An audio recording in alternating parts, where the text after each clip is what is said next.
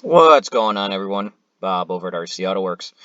So today I want to make a quick video for you flashpro users on how to start a tune and or open up a tune that I have sent you in an email. You'll see how I have everything laid out here.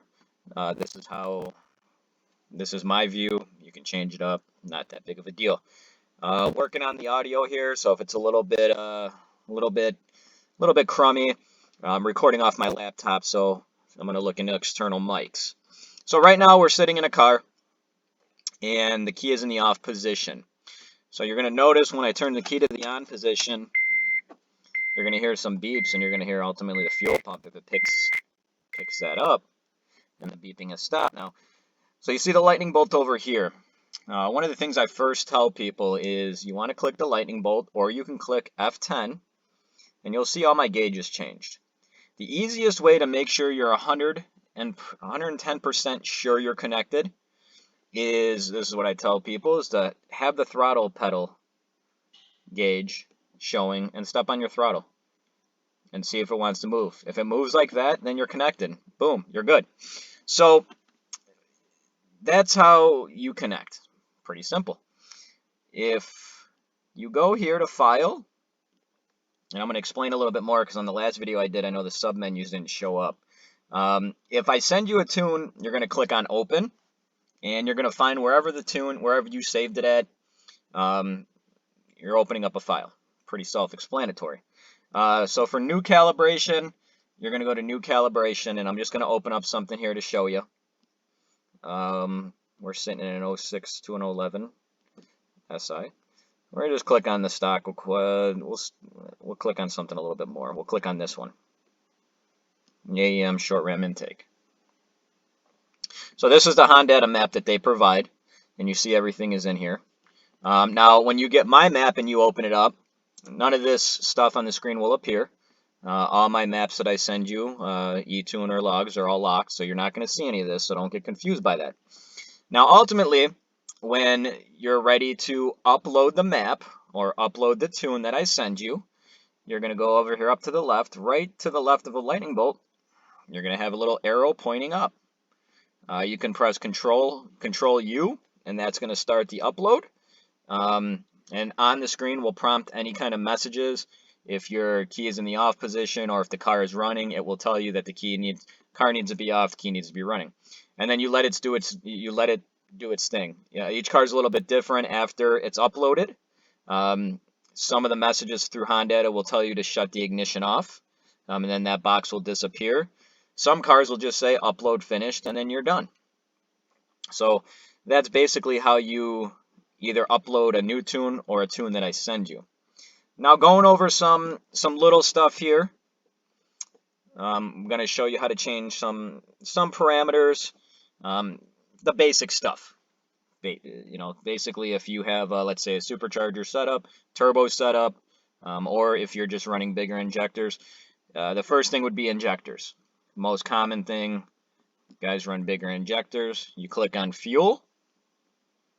You leave the stock injector size, and then you click on the current injector size, whatever you're running.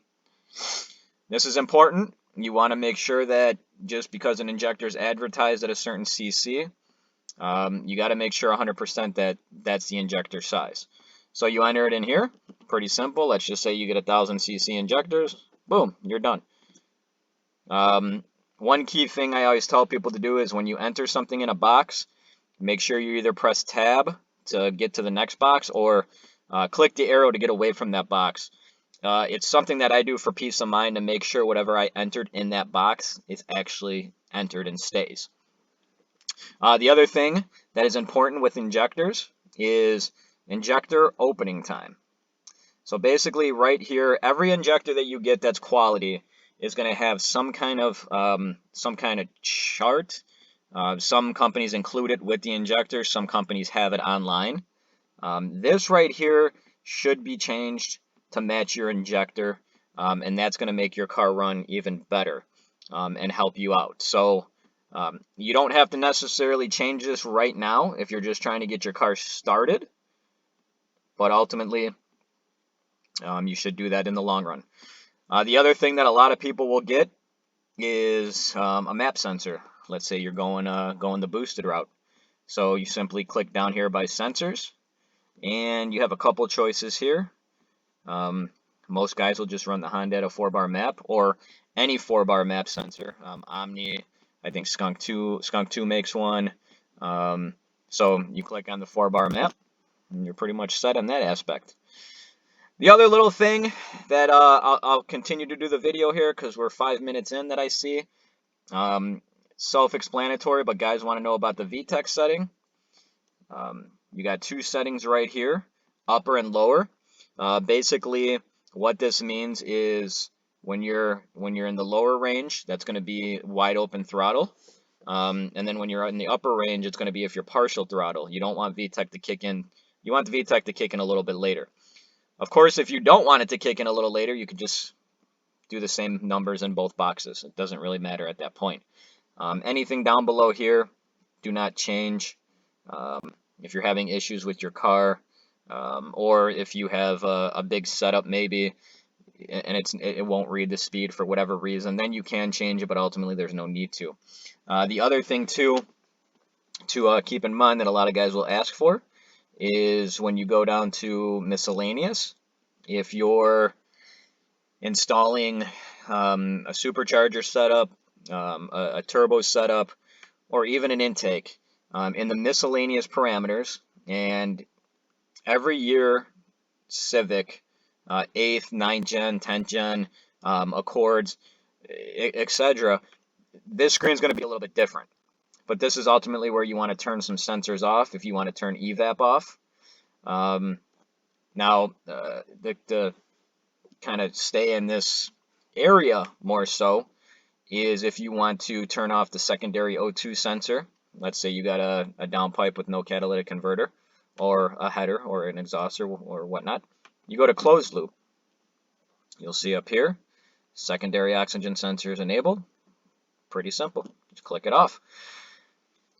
That's pretty much the basic stuff. That will get you going. That will get you running. If you turn off the right stuff that you need to turn off, you might be able to start the car up and ultimately also get no check engine lights.